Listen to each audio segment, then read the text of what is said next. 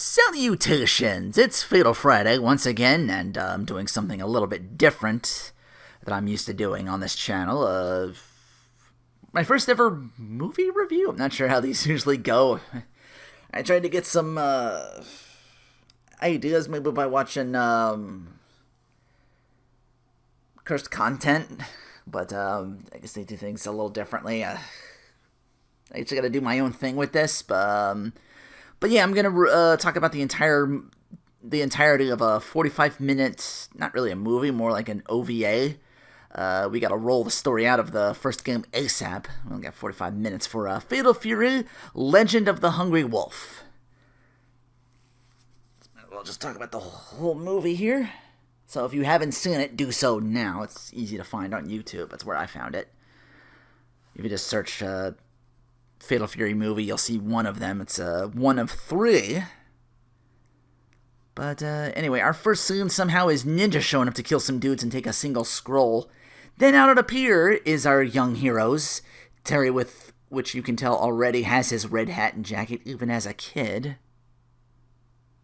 Which I I know you would go to get clothes like that. He's already got jeans. He's already got that, like, he just, like, was he just born with it? Like, as a baby, he just has the hat and, like, put the hat on his head so he doesn't get, like, gotta protect baby's head and to the elements. And also along with Andy with blue hair. You're gonna have blue hair. Like, it's the weirdest thing. He has sky blue hair. Like, was one of his parents a cotton candy machine? Anyway, along with Tung Fu Ru, already at his age of elderliness, looking out over a pier. Like, they didn't young him up or anything. They could have had, like, a flowing man and a badass mustache. But he's looking out over a pier or something like that, where Jeff Bogart's talking amongst other kids. One young green-haired girl gives him a flower, and then some car pulls out some suits around Jeff Bogart.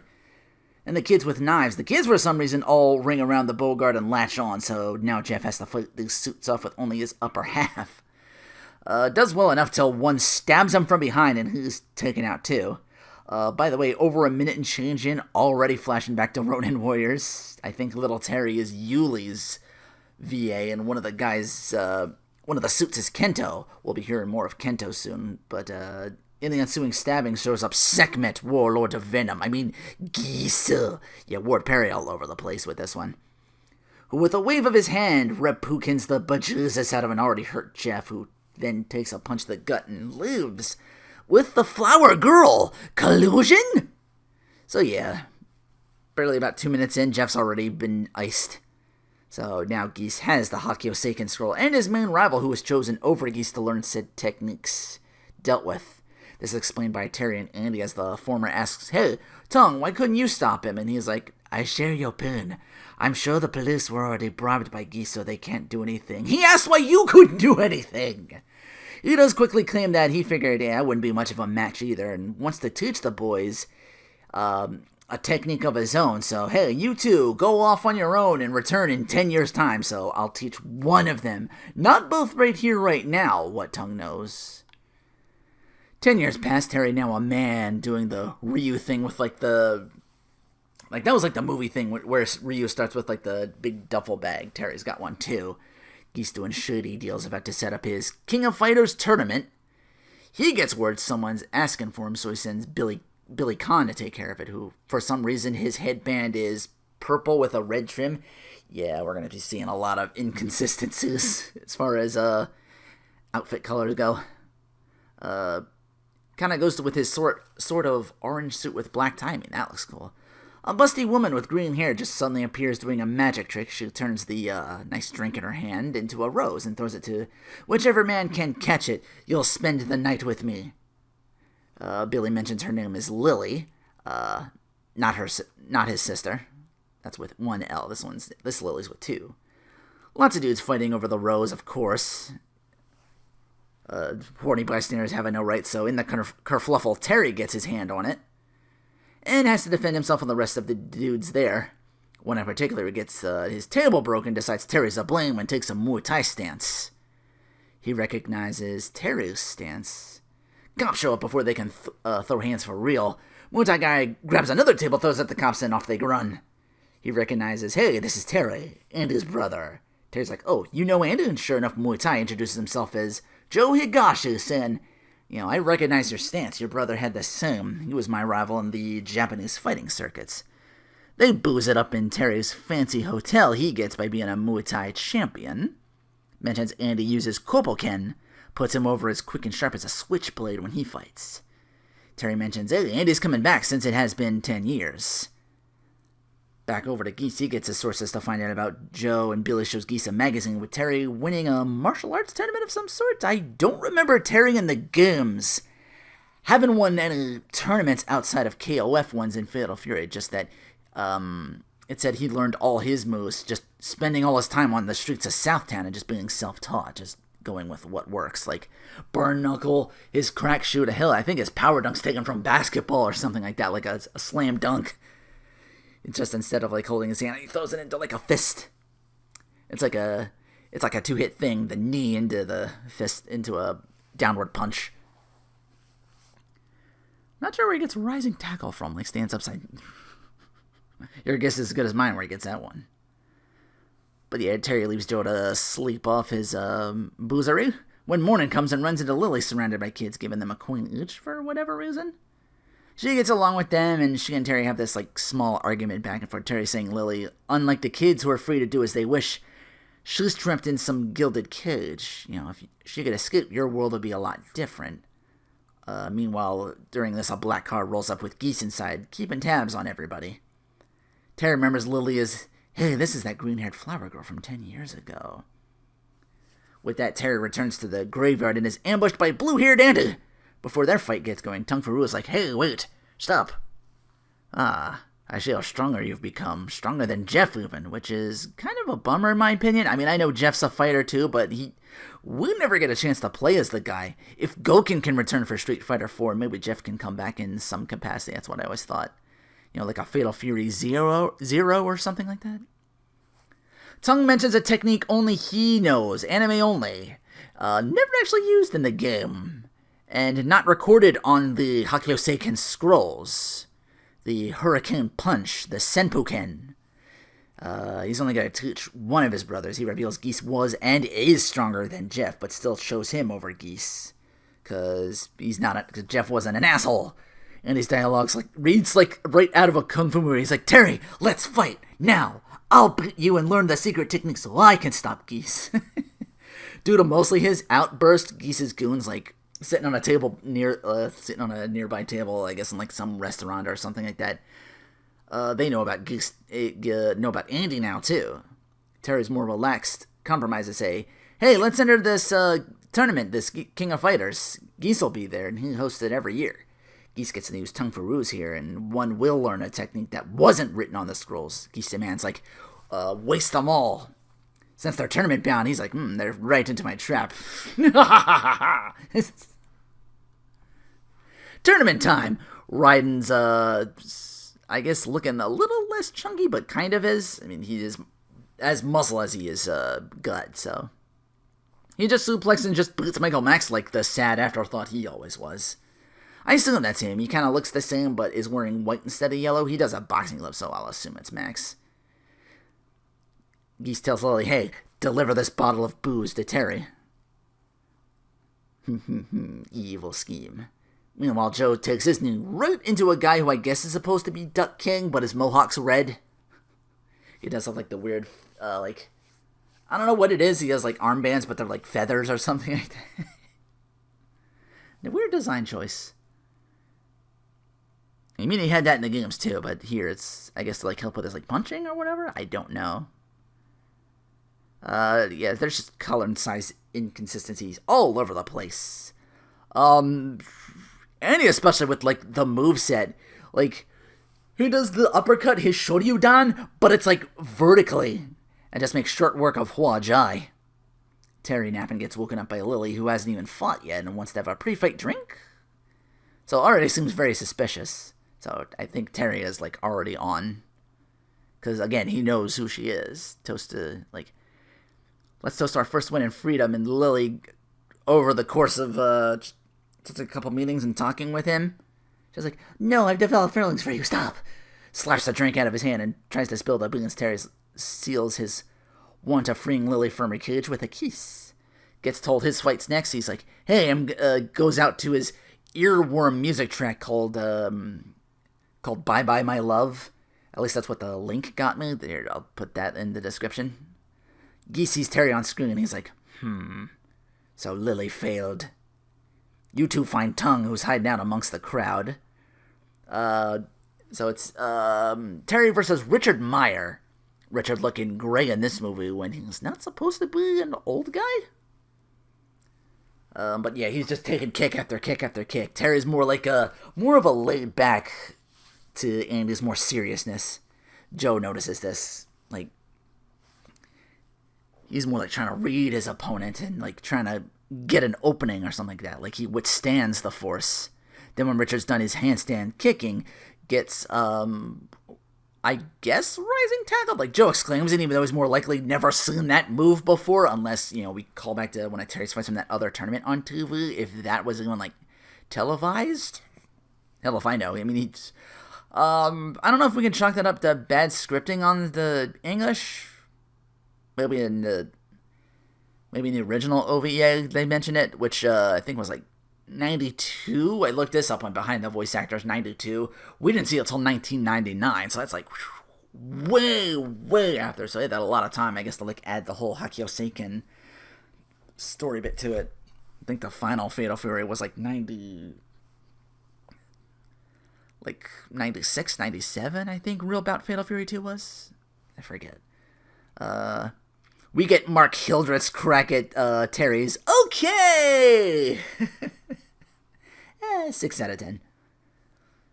So yeah, they go through all the others. Quarterfinals as Hopper and Ripper have a clean shot at either Bogart brother, as it's Terry and Andy squaring off. Joe, I guess, senses trouble. He's like, leaps into the shot. Like either Hopper or Ripper, I forget which, but they take him and fire a shot. Joe takes it right in the back of his shoulder. And then someone cuts the lights and the three escape with Lily in front, so I assume it's Lily. Geese's goons out looking for them. He's like, oh shit, find them, kill them all. They managed to dress that wound for Joe extremely fast. Like the next scene they're running, Joe's already bandaged up. So I don't know where they... I guess she came with bandages. She was like... rope ladders, their means of escaping. Lily's like... Terry's like, hey, Lily, you should get out of here. And Lily's like, no, Joe's wounded. You get him out of here first and get him to a hospital or something like that. That proves to be her undoing as Geese finds her, sends her flying out of a window for her betrayal. Terry knows that she's responsible. She's like, oh, I try to, like, I'm sorry for Jeff's death. He's like, no, Geese was just using you. It's okay. Geese gets his evil cackle on and sicks all of Geese's goons, including Billy and Ryden. Tongue on a jeep! Drives him to safety. He's like, get in. Then Billy Kane just jumps in, bam. Pierces him. So, Tongue doesn't have long now. Geese gets more evil cackling, saying, yes, Tongue won't survive long enough now to teach his hidden technique. Dr. Whit the Bogarts confirms this. Indian Rage is like, you killed my father and my master. I'm going to kill you now. So he dashes off, presumably to get his shit kicked in. Joe is outside waiting like, hey, you can't die before you pay me back for breaking my ribs, presumably from a fight between them. In between all this, Tongue rises from near death, tells Terry, hey, I don't have much time. I'm going to teach you this technique. Take me outside. Mentions, people like Andy and Geese, they're ruled by their emotions. They want to control nature, not work alongside it. This Senpuken is a technique that draws energy from the earth through the feet and outward. So we get a glimpse of Tongue doing his giant body in the background. It's not like joined at one or another. It's kind of like superimposed, kind of like very much Hoppo size kind of like technique from Ranma 1/2, where it's like superimposed behind him. Terry gets the energy draw fight, and Tongue's like, here's part 2 of the technique. Remember this. Spins around a bit. He turns into a human tornado and knocks Terry out. He gets up from this, having seen the technique. I was like, oh, I get it now. Thanks, Tongue. But he's already passed on his final act. So, yeah, it's one of those, like, There's just one thing wrong with this technique. I can only do it once. If you remember that from like Looney Tunes, Merry Melodies kind of thing. Andy's revenge. Andy Bogard revenge tours his ass through guys in hakamas, you know, the long pants that Geese wears, basically dressed like him. So I guess that'd be an excuse to get Geese wearing his, and he is in his. It's like a black and orange kind of thing. Looks really cool. I was gonna do like color edit for like later games, but later games he's shirtless. He's not wearing the whatchamacallit anymore, so unfortunate. But yeah, good on you, OVA, for that. Like giving him an excuse to actually like wear that, so all his goons are wearing the same thing. It's like, oh, okay, cool. He's just out here in like this secret Goose Island fortress where he's like, there's like a koi pond where he's feeding the fish. Another hilarious move from Andy where it's like he does the move, but it's different. Like, it's his drill kick, his kuhadan, but it's like backwards. So he's spinning. He's like, he's like head first. Oh, it's hilarious if you see it. You owe it to yourself to at least see Andy doing moves incorrectly. So Terry races to the island. Joe and Andy are fighting the goons off. Terry's racing this island by speedboat. Where did he get the speedboat from? I don't know. Like, Lily just had that around too. Like, Terry's getting all sorts of, like... But, you know, he's action hero. He can just, like, pull shit out of thin air. Billy's here to con Andy while Joe deals with Raiden and his Asian miss. He's like, my eyes, no! Geese confident Raiden and Billy can get the job done. Billy gets bam. He takes Andy. He does this. He does him like you did Tongue. He's like, I'll kill you like I did your master. But it doesn't work. Andy plays possum. It's revealed he has like a metal plate. So Andy gets his revenges by breaking Billy and his kin, while riding after working Joe's bad shoulder with a series of vicious headbutts, like one after the other. He's like bleeding through his wound or something like that. He just turns around, hurricane uppers him so hard he floats into the air. I'm like, he didn't do that. Like, okay, that's not desperation move. No one pulls that off yet. We might see that later. We might see that second. We might see that in the second movie. But yeah, he just a hurricane upper, but it's so high in the air, he dropped hard. So Andy and Joey get the first face Geese and both get brushed aside by like just one technique. Geese says it's his Reppuken, but is basically a one-handed key blast.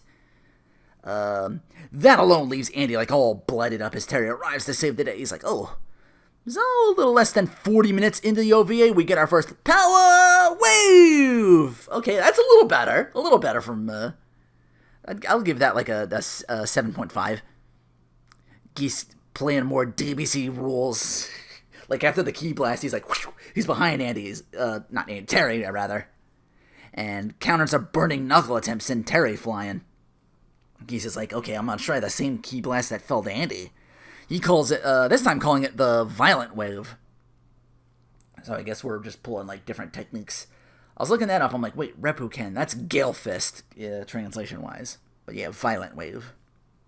And Terry stands for Senpuken. He manages to take it without any damage whatsoever. The tornado he sends comes at Geese. Geese is not affected. Terry thinks, like, okay, here's all the people Geese killed, and combines that with his ki to his... So now he has the Hado Senpukyaku, and Geese is defeated. Like, this time, it's like, I guess that's like the technique combined with his own ki, the force of the earth, for like his like burning knuckle and all that stuff, which I think was like purple when he did it for some reason. Like, he's not Orochi Terry, but whatever. But yeah, this time it sends Geese flying up in the air and down into his koi pond, whereas like kois are like, they're like biting on him and stuff like that. No checking to see if he's dead or not. Figured Andy would at least be the most on about that. But no, back to see Dad. He's like, hey, we got our revenge. Like, I was thinking there'd be like a scene where Andy wants to kill him. Tyler's like, no, don't. We can't do that. We're not murderers. Like, we'll just be perpetuating that. But yeah, final scene, they're all back in the graveyard. Joe's like, hey, I'm going to go back to Thailand to defend my title. And he's off on another journey to Best Terry, who's going to train to master his newfound technique even further. But yeah, like I said, 45 minutes to sum up a plot of the first game, which isn't much, but also to add a couple of things to it, add a couple of wrinkles, like Lily Not Khan and the whole Senpuken technique. The gist of the game's there. There's not really much you can do to deviate from it. It's just like a tournament excuse to get there, but like with that revenge plot tacked in from the beginning. I know it's nitpicky to be hung up about most being the wrong color as far as outfits, and in Andy's case, his hair, which is like a big thing. His color scheme's like blue instead of red with like the armband stuff too. So yeah, he's like all blued out. But again, the hilarity comes with the techniques. I think it's like the best moment just seeing, he's like doing it's head first like spin, like even like I'm looking at that like that's not quite the Psycho Crusher, because even that is like arm extended, and that's like what I've seen from a Hokuto no Ken technique, or at least a technique from the anime, not really a Hokuto no Ken, but like from it.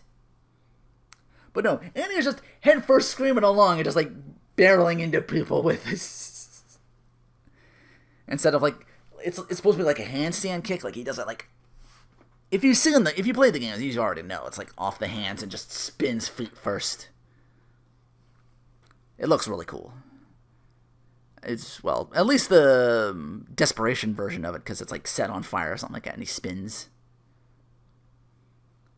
But yeah, overall, a very middle of the road as far as me rating this movie. 2.5 stars for me. We do get a to be continued after the credits roll done, so join me next week for when I talk about and review Fatal Fury 2, The New Battle.